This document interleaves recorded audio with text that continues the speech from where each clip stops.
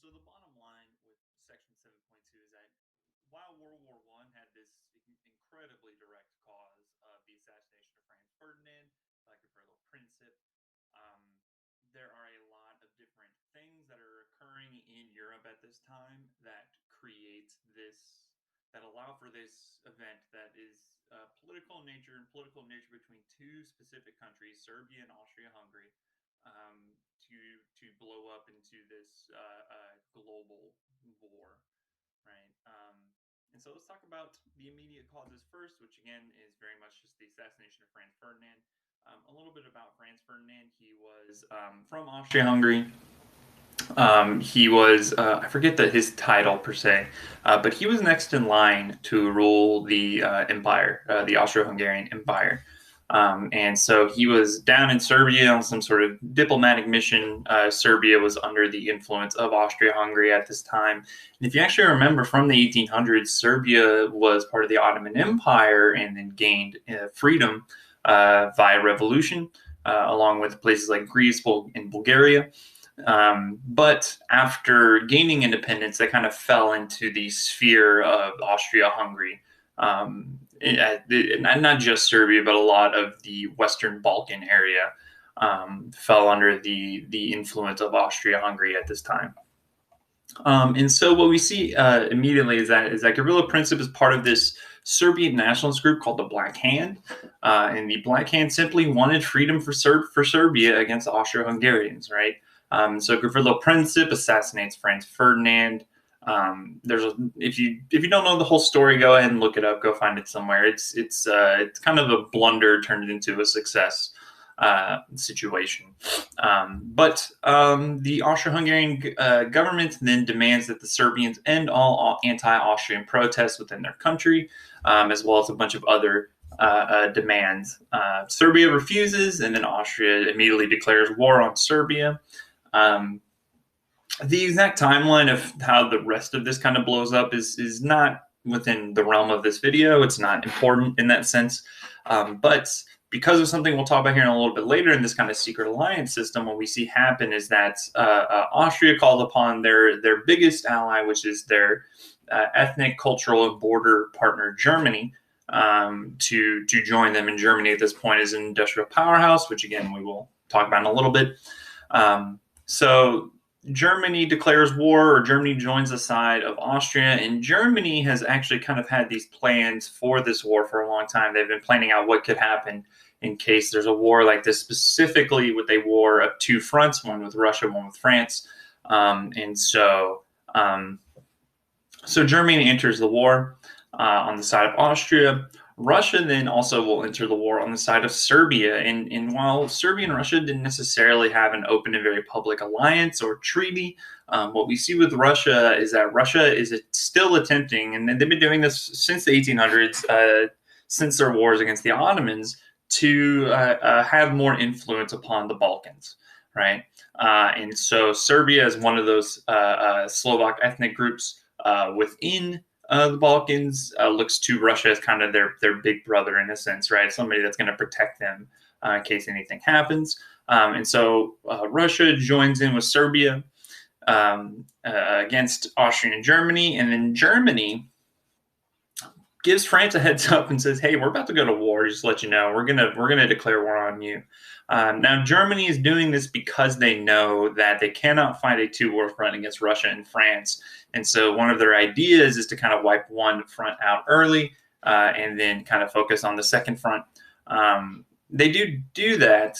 And, we'll see this kind of whole thing go through World War II as well, right? The same idea. So Germany declares on France. Britain joins in a kind of backwards way. When Belgium's neutrality is invalidated, as Germany goes through Belgium to invade France, that is when Britain then declares war on Germany, right? So then you kind of have the major players of the early war and the mid-war setup: France, Britain, Germany, Russia, right? And all that because Franz Ferdinand was assassinated, right? So let's talk about the long-term causes now. We have a lot of long-term causes to talk about. We have 4 long-term causes to talk about. And a a typical acronym here is the four main causes: MAIN: militarism, alliances, imperialism, and nationalism. And sometimes I think people get the I confused in terms of industrialization versus imperialism. But if you loop in industrialization within militarism, I think it makes a little bit more sense that way. So let's talk about militarism first. Militarism is kind of it's an identity. It's a kind of a belief, a political belief in the building up of a military. Makes you stronger and safer. Right. And so the European powers all across the 1800s, since the Napoleonic Wars, have been building up these militaries to display strength without actually utilizing them. And the reason this is, right, is because you do have this sort of status quo in Europe, especially after the unification of Germany and Italy, where everybody's kind of a little bit too afraid to make a move against anybody else within continental Europe. Honestly, a lot because of militarism, right? Because of this buildup of weapons, right? A lot of people do see this as it could be possibly very, very dangerous to go to war with anybody. And so what we're seeing is a lot of the wars of the Europeans are occurring in colonial places, right? We have things like the Boer Wars, right? If we go back a little bit further, right, we have the 7 Years' War, and a lot I'm definitely missing, but again, not within the context of this video. And industrialization is what allows for militarism to really take off, because what we see is that industrialization allows for the mass production of weapons, right?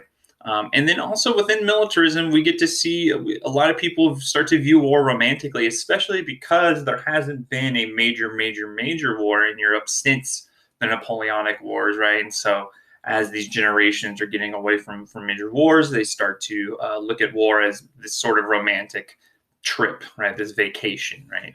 A way to challenge yourself and your humanity, and things like that, right? And we do have wars in the 1800s. We have the Crimean War. We have we have a few other. We have the Franco-Prussian War, right? We have all the wars of the German unification. We have the Italian wars of unification. But most of the wars are occurring in colonial lands, and so the Europeans just aren't necessarily that exposed to war, and so they start to view it romantically, and that is militarism. We also have a set of alliances, and if we go back again to the Napoleonic Wars, right, in fact, I'm going to add this in here. So post-Napoleon, right, what we have is a balance of power diplomacy within Europe, right, where what you see is that after Napoleon conquers most of Western Europe, the Western Europe states and really the Eastern European states like Russia as well want to make sure that no one state becomes overbearingly powerful compared to everybody else. So you see these shifting alliances over time, where if one state gets too big, they'll get a series of states allying against them, right? You see this actually more before Napoleon in terms of wars going for those things, right? Balanced power diplomacy has been going on for quite a while at this point, but it gets kind of re-brought in after Napoleon, right? And so, but you're not seeing wars because of this, right? You're just seeing shifting alliances over time, and so then we see secret alliances formed on these beliefs. And the major kind of fulcrum of European military power is not in Britain at this time; it's actually in Germany. Because as Germany unifies, it becomes incredibly strong industrially, right? Otto von Bismarck leads industrialization within Germany, right? And he is the guy who also unifies it. So, right, when that happens, what we see then is that it's not just that Germany militarizes, it's also Germany's location within Europe, right? It's right smack dab in the middle, and has the ability to touch lots of different states very quickly. And so the power of Germany becomes kind of a big concern for a lot of states. And in fact, France, Britain, and Russia all view Germany as a rival. And if you recall, France and Britain had just gone to war with Russia in the Crimean Wars not that long ago. Right, so for these three to ally, it kind of shows you how strong Germany is as a state at this point. And in particular, France has very particular causes to be angry with the Germans, right?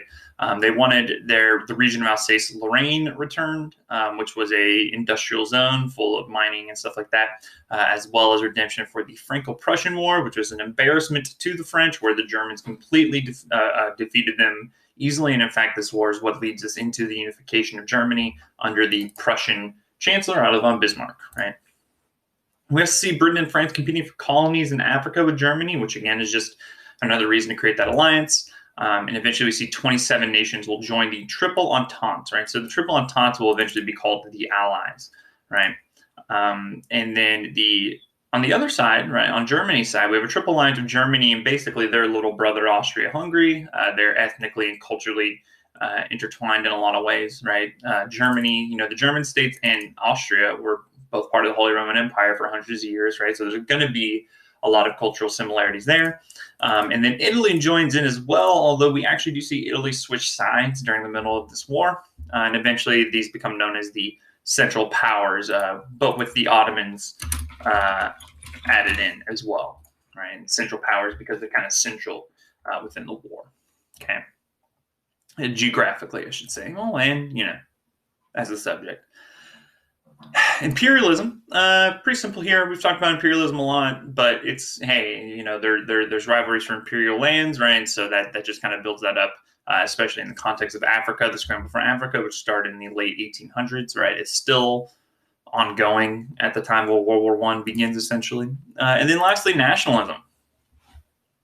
So we see the growth of nationalism post-Napoleon, but where we're really seeing nationalism become a possible powder keg is in the Balkans. And in fact, Otto von Bismarck himself addressed that issue, or at least admitted to that issue being there, right? And the reason that the Balkans have such a history of nationalism at this point is because they are continuously subject to other states, while two things are occurring within the Balkans. Number one is that they are their own ethnic groups, right, within the Balkans, and they want their own sovereignty, right, their own self-determination.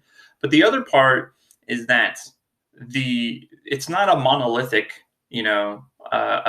ethnic group, right? It's not one ethnic group in the Balkans, right? The Balkan ethnic group, right? Or even two or three, right? There are several dozens of different ethnic groups within the Balkans. And even if you look at Serbia, right, where you have the Serbian ethnic group wanting independence, right, even within that you have different ethnic groups that want their own self-determination, right, which will lead us into things like when we get to Yugoslavia and the Cold War, and then when we get to the wars in the 1990s in the Balkans, right, you're seeing a lot of nationalist ideals among a lot of different minority groups within the Balkans, right? And so this really affects the Ottomans and Austro-Hungarians the most because they are the most multi-ethnic and they have the control of the Balkans essentially, right? And so because of that, lots of nationalist movements within these two states, which makes those places very destabilized, right? And Serbians and Arabs in particular sought self-determination. Serbians from Austria-Hungary, Arabs from the Ottomans. And so we kind of already mentioned that, so I'm not going to go too much more into detail on that, right? But those are our four main long-term causes, okay? Then lastly, the effects of the Great War. A lot of effects here, right? So first off, and probably the most important of it, it's just so broad, but like nearly every single major event of the 20th century, you can go back to World War I as its root cause, right? And I think a lot of that actually does stem from specifically how Russia reacted to World War I and their turn into communism, right? Because the Cold War is such a dominating aspect of the late 20th century, right? It's pretty much, it's a 40-year war, Cold War, that dictates everything about those 40 years in terms of public policy, right? We see the end of four monarchies, Russia, Austria-Hungary, Germany, and the Ottoman Empire. Right, so all four of these monarchies are done. Russia, again, becomes communist. Austria-Hungary is split up into Austria and Hungary, and then also I think some other states are within there as well. Germany stays Germany, but they get rid of their king, their Kaiser, and they replace him with a democratic government that will then be overtaken by the Nazis in the 1930s. And then the Ottoman Empire is completely dissolved. We see several countries come out of the Ottoman Empire. Obviously Turkey, right? But then Iraq, Syria, Palestine, Lebanon, lots of different states come out of the Ottoman Empire, and almost all of them are under the control of the British and the French after World War I, which will have a lot of effects itself. Okay, the European and Middle East borders are redrawn, as kind of already mentioned here. Austria-Hungary and the Ottomans are dissolved. Germany loses all their overseas colonies to France, Britain, and to a lesser extent Japan. Japan actually gets very much does not do well in the treaties that in World War One. In fact, that's some of the anger that directs them towards what they do in preparation for World War II. So again, Iraq, Palestine, Syria, and Lebanon become under control of the British and French. And Palestine in particular is going to be very important here because the British control Palestine, and then around World War II, maybe a little bit after, I forget exactly the date at this moment, but the British will allow Jewish migrants to move into Palestine and form their own country, Israel, which of course is a country to this day and has a lot of tensions in the region. This is also the beginning of the end of colonialism. No colonies are really given independence after World War I for the most part, but what we do see is the growing anger and growing self-determination within those colonies, because a lot of these colonies participate in World War I, especially places like India, right? And in return, they get nothing, and that really sets off a lot of anger within those states that will finally come to conclusion in the post-World War II era. So it's not the end of colonialism, but it's starting to get there. New technologies make this more incredibly deadly and destructive, especially mustard gas and artillery, and machine guns kind of being the three major technologies that really do a lot of harm to humans in this. There's also lots of other technologies. Tanks are first invented, submarines are invented, airplanes are used for reconnaissance, right? So there's a lot of military technology here that's going on that's also going to influence World War II going forward. We see the disruption of European economies, of course, because Europe's at war, right? And so a lot of people aren't doing their jobs, and a lot of European territory is destroyed due to war. And this is going to have massive social consequences, specifically in the rise of communism and fascism as two ways to react to these setbacks, right? Do we need a strong central government that is going to either kind of force people to do one thing or the other? Is kind of a lot of the similarities you see in communism and fascism, right? This idea that you need a strong central government, and then what that results in, right? Or how that is enacted is kind of the big difference between the two, but we'll get into that later. The United States becomes incredibly powerful, not only due to their intervention in the war and the eventual success of the Allies, with a lot of help from the Americans, but also, again, the fact that the European economies are devastated, and the United States is pretty much unscathed, right? That leads to a lot of economic power shifting to the United States. And then lastly, Germany, very angry over the peace treaty, the Treaty of Versailles. They had to make impossible war reparations to the French in particular. They couldn't pay them. And in fact, there's this weird kind of financial cycle between Germany, France, Britain, and the United States due to these reparations. But at least a hyperinflation within Germany, collapsing the economy. And it's this collapse of the economy and the humiliation of the Treaty of Versailles, where the Germans were forced to take blame for all this, which, as we've kind of seen just a little bit, they're not really to blame, right? It's a combination of things. But the French in particular are so vindictive to the Germans that they force that blame upon them.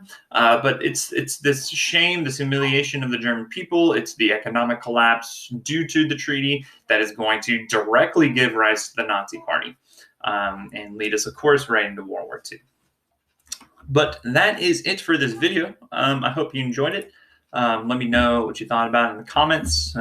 Like, comment, subscribe, all that jazz. You know how it goes. You've been on YouTube once or twice before. Thank you guys so much for watching.